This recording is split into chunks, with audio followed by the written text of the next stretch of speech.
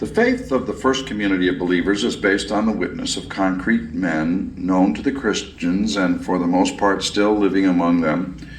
Peter and the 12 are the primary witnesses to his resurrection, but they are not the only ones. Paul speaks clearly of more than 500 persons to whom Jesus appeared on a single occasion, and also of James and all of the apostles.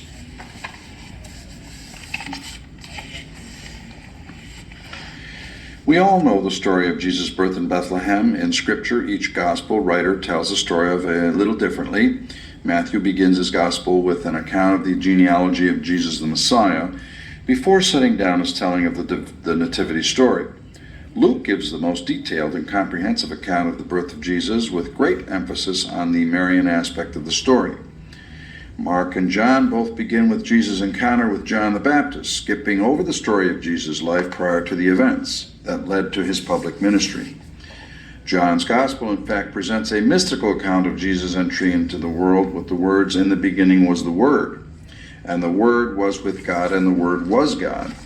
For most of us, however, the Gospel stories are traditions, and even a few elements contributed by pious and not-so-pious authors have merged together into one big story about the birth of Jesus. We know that Jesus was conceived by Virgin Mary and born in a stable at Bethlehem in the humblest of surroundings. We know that wise men from the east followed a star to honor the newborn king, that Joseph had dreams that helped him protect the child and his mother. Our songs and traditions incorporate some or all of these elements into our celebration and occasionally embellish a detail or invent new stories altogether. The little drummer boy, for example, will not be peeking at you from the pages of any Bible. Christmas wasn't quite Christmas the first year, though it was simply Jesus' birthday. While his mother and earthly father and a few foreign gentlemen had an idea that this was no ordinary child, most people were not attaching the word Christ to him just yet.